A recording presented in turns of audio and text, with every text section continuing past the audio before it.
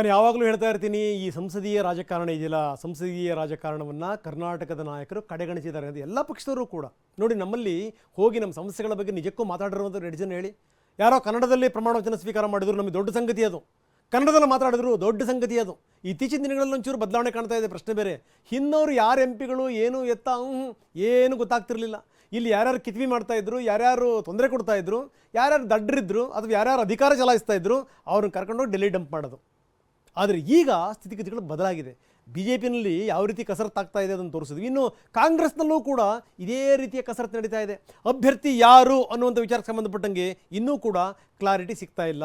ಯಾರನ್ನು ಪರಿಗಣಿಸಬೇಕು, ಯಾರನ್ನು ಪರಿಗಣಿಸಬಾರ್ದು, ಈ ವಿಚಾರಕ್ಕೆ ಸಂಬಂಧಪಟ್ಟಂಗೆ ತೀವ್ರ ಗೊಂದಲ ಇದ್ದಿದೆ. ಹೀಗಾಗಿ ಸಹವಾಸವೇ ಬೇಡ ಅಂತ ಎಲ್ಲ ಪಟ್ಟಿ ಮಾಡಿಕೊಂಡು ಇವರು ಹೈಕಮಾಂಡ್ ಕೈಗಿಟ್ಟು ಕೈ ತೊಳ್ಕೊಳ್ತಾ ಇದ್ದಾರೆ.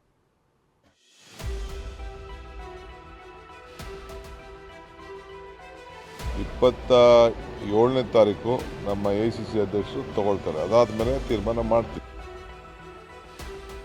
ಇನ್ನೊಂದು 2-3 ದಿನದಲ್ಲಿ ಕಾಂಗ್ರೆಸ್ ಪಟ್ಟಿನೂ ಕೂಡ ಆಗ್ತದೆ.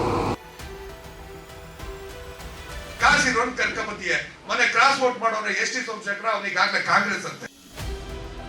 ನಿಮ್ಮ ಹಣದಲ್ಲ, ನಿಮ್ಮ ಅಧಿಕಾರದಲ್ಲ, ನಿಮ್ಮಲ್ಲಿ ಇನ್ಯಾವುದೋ ನಿಮ್ಮ ಬೆನ್ನು ಕಟ್ಕೊಂಡು ಓಡಾಡಕ್ಕೆ ನಾನು ರಾಜ್ಲೈನ್ ವೆಂಕಟೇಶ್.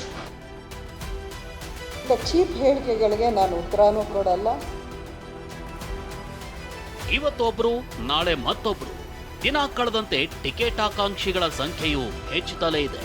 ಮೀಟಿಂಗ್ ಮೇಲೆ ಮೀಟಿಂಗ್ ನಡೆಸಿದ್ರು ಅಭ್ಯರ್ಥಿಗಳ ಆಯ್ಕೆ ಫೈನಲ್ ಆಗ್ತಿಲ್ಲ. ಇವರನ್ನು ಬಿಟ್ಟು ಮತ್ಯಾರು ಅನ್ನೋ ಪ್ರಶ್ನೆ ಉದ್ಭವಿಸುತ್ತಿದೆ. ಇದು ರಾಜ್ಯ ಕಾಂಗ್ರೆಸ್ನಲ್ಲಿ ಎದ್ದಿರುವ ಗೊಂದಲದ ಗೂಡು.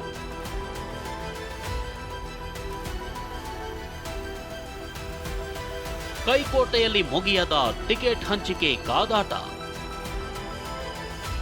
8ಕ್ಕೂ ಹೆಚ್ಚು ಕ್ಷೇತ್ರಗಳಲ್ಲಿ ಜೋರಾಗಿದೆ ಅಭ್ಯರ್ಥಿಗಳ ಗುದ್ದಾಟ.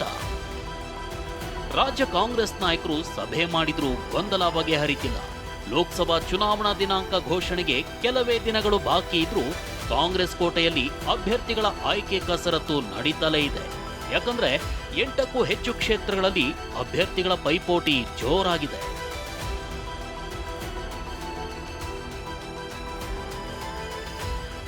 ಟಿಕೆಟ್ ಹಂಚಿಕೆ ಸಂಬಂಧ ಸಿಎಂ, ಡಿಸಿಎಂ ಮತ್ತು ರಾಜ್ಯ ಉಸ್ತುವಾರಿ ರಣದೀಪ್ ಸುರ್ಜೇವಾಲಾ ನೇತೃತ್ವದಲ್ಲಿ ಸಭೆ ಮಾಡಿದ್ರೂ ಗೊಂದಲ ಬಗೆಹರಿತಿಲ್ಲ.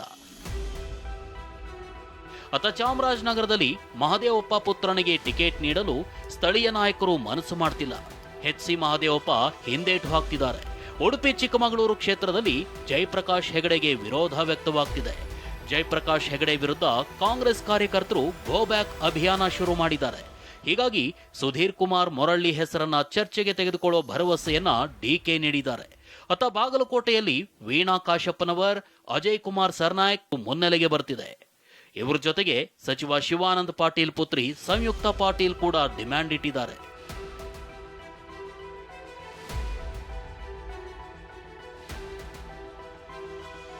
ಹೀಗೆ ಹಳೆ ಮೈಸೂರು ಭಾಗ ಸೇರಿದಂತೆ 8ಕ್ಕೂ ಹೆಚ್ಚು ಕ್ಷೇತ್ರಗಳಲ್ಲಿ ಇನ್ನೂ ಗುದ್ದಾಟ ನಡೀತಿದೆ. ಹೀಗಾಗಿ ನಾಳೆ ದೆಹಲಿಯಲ್ಲಿ ಹೈಕಮಾಂಡ್ ನೇತೃತ್ವದಲ್ಲಿ ಕಾಂಗ್ರೆಸ್ ಎಲೆಕ್ಷನ್ ಕಮಿಟಿ ಮೀಟಿಂಗ್ ನಡೆಯಲಿದೆ. ಸಭೆಯಲ್ಲಿ ಭಾಗಿಯಾಗಲು ನಾಳೆ ಸಿಎಂ ಸಿದ್ದರಾಮಯ್ಯ ದೆಹಲಿಗೆ ಹೋಗ್ತಿದ್ದಾರೆ.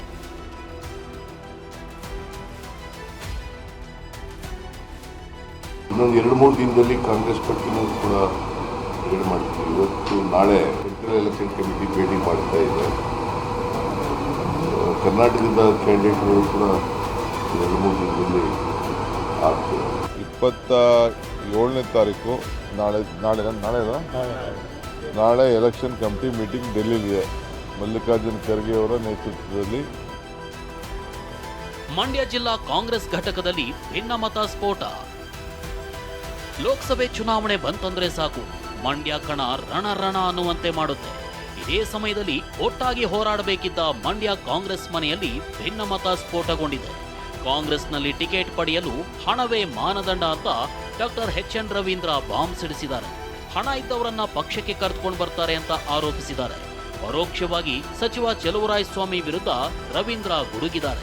ಕಾಶಿರೋನ್ ಕರ್ಕೊಂಬತ್ತೀಯ ಮನೆ ಕ್ರಾಸ್ ವೋಟ್ ಮಾಡೋರೆ ಎಷ್ಟಿ ಸೋಮಶೇಖರ ಅವನಿಗಾಗಲೇ ಕಾಂಗ್ರೆಸ್ ಅಂತೆ.